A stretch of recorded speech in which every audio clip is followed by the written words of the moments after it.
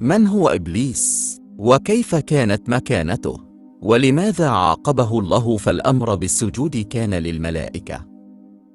أخبرنا الله سبحانه وتعالى أنه خلق الملائكة من نور، وأنهم لا يعصون الله أمرا ويفعلوا ما يؤمرون، وهم ليسوا مخيرون. والجن مخلوقات من نار، منهم الصالحون ومنهم دون ذلك. فالجن والإنس مخلوقات تحمل صفة الاختيار، وأن إبليس أيضا يحمل هذه الصفة، ولكنه تخلى عنها طواعية، واختار في البداية طاعة الله وألا يعصي له أمرا، وبذلك الاختيار كافأه الله بمكانته بين الملائكة الذين خلقهم لطاعته فقط، يحضر حضورهم ومجالسهم. فكما ذكر الله في القرآن: وإذ قلنا للملائكة اسجدوا لآدم فسجدوا إلا إبليس كان من الجن ففسق عن أمر ربه.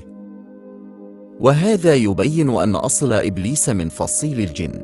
ويخبرنا علماء الإسلام أنه كان ملتزما بمنهج الله كما يريده، مع أنه قادر بالاختيار أن يعصي، ولكنه اختار الطاعة فبلغ منزلته العالية المتميزة بين الملائكة. ولذلك كان طاووس الملائكة. فعندما أصدر الله الأمر للملائكة بالسجود لآدم وكان بينهم، فما الذي منعه؟ فإن كان هو أعلى منهم مرتبة بتميزه، فوجب عليه الإسراع وأن يبادر بالامتثال لأمر الله. وإن كان أقل منهم وهم أرفع منه منزلة بأصل الخلقة، فتوجب عليه التنفيذ. فإذا وجه الأمر للأعلى، وجب على الأدنى الامتثال للأمر. ففي كلا الحالتين وجبت عليه الطاعة بالسجود، ولكن غلبت عليه طبيعته في الاختيار، فاستكبر وعصى أمر ربه. وجاءت كلمة شيطان في اللغة العربية، وهي مشتقة من كلمة شطن، بمعنى خرج أو ابتعد، وأطلق عليه شيطان لأنه خرج من طاعة الله. ولا يطلق لفظ شيطان على الجن فقط، ولكن يطلق على الإنس أيضا. وجاء في القرآن الكريم: وكذلك جعلنا لكل نبي عدوا شياطين الإنس والجن يوحي بعضهم إلى بعض زخرف القول غرورا ولو شاء ربك ما فعلوه فذرهم وما يفترون. فكل من خرج عن طاعة الله قاصدا متعمدا، وكل من دعا إلى ضلالة يطلق عليه كذلك، لأنه خرج عن الحق. وعندما سأله رب العزة: ما منعك ألا تسجد إذ أمرتك؟ قال: أنا خير منه، خلقتني من نار وخلقته من طين. ولم يكن هذا هو الرد المفترض على السؤال، فكان عليه أن يفصح عن سبب عدم السجود، ولكنه وصف نفسه بأفضليته، فكان ردا يعبر عن تكبره واستعلائه. وهنا نفهم أن إبليس اعتبر نفسه ليس أفضل من آدم فقط، لكن إبليس تجاوز هذا أيضا واعتبر نفسه أفضل من الجميع.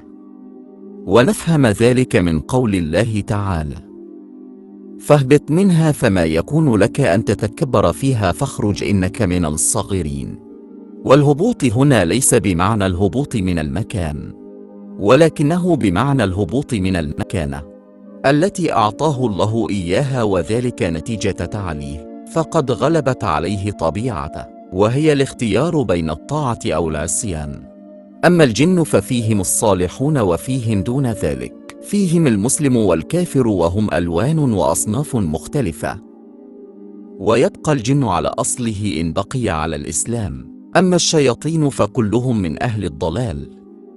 والجن في غالب الأحيان لا يطيعون الإنسان إلا إذا قدم لهم شيئا، فربما أطاعوه في البداية دون مقابل، لكنهم بعد ذلك يبدأون في فرض مطالبهم، فربما قالوا له: اذبح لغير الله، أو اسجد لنا، أو نحو ذلك، وهم يجهلون ما يعلمه الإنس، حتى قالوا أن أعلم الجن هو كأجهل الإنس، وإن أقوى الجن كأضعف الإنس.